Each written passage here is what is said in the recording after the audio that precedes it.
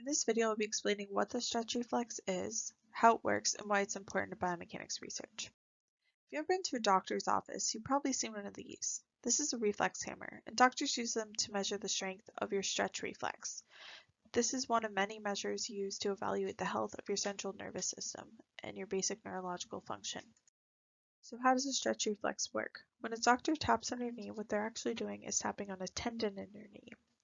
When they tap on the tendon, that tendon is stretched. Since tendons are directly attached to the muscles in your leg, when the tendons are stretched, the muscles are also stretched. There are specific sensory cells within your muscles called muscle spindles. These sensory cells monitor both the length of the muscle and how quickly that length is changed, or the speed of muscle stretch. Once the muscle is stretched to a certain threshold, that signal will be sent to the spinal cord. The spinal cord will interpret that signal and send back a signal to the muscle that was stretched, telling it to activate. When this is done slowly, you see a much more gradual activation of the muscle. But when it's done very quickly, you see that jerk response. This is the stretch reflex. When the muscle is lengthened very quickly, you see a sudden increase in force produced at that joint. You also see a sudden increase in activation of the muscle. To better understand what muscle stretch actually looks like, this is an ultrasound image of a normal muscle stretch. So why are we interested in measuring the stretch reflex? Either a more dramatic or subdued stretch reflex can be an early indication of certain neurological injuries or diseases. Catching this early can be the key to treating certain conditions. Specifically, after a brain injury such as stroke or cerebral palsy, we see a very dramatic stretch response that is referred to as spasticity. By studying these responses, we can better understand how these injuries or conditions affect a person's motor control, and that therefore can help us produce better therapies or treatments for this impaired motor control. So how are we able to measure stretch reflex in a laboratory setting in order to study it? Depicted here is a custom rig that was created specifically to measure the stretch reflex of the fingers. How it works is we have a participant place all 4 fingers into this metal compartment.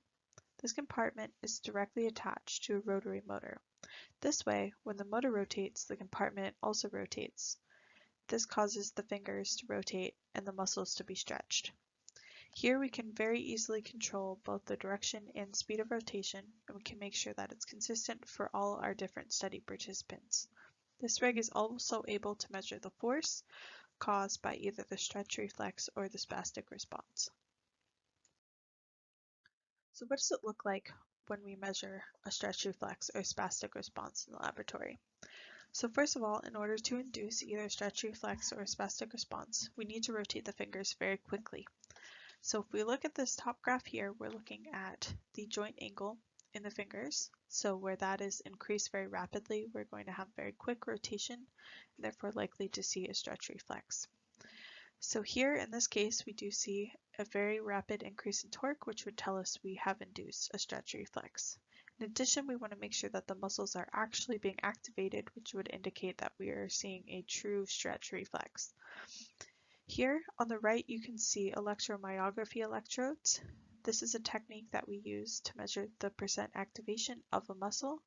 It works by measuring the voltage of a muscle through the skin. And here you can see a sudden spike in the voltage of the muscles in question, indicating that we did in fact get a proper stretch reflex or spastic response. After this video, you should be able to understand what a stretch reflex is, how it works in the body, why it's important to study, and one method of measuring it in the laboratory.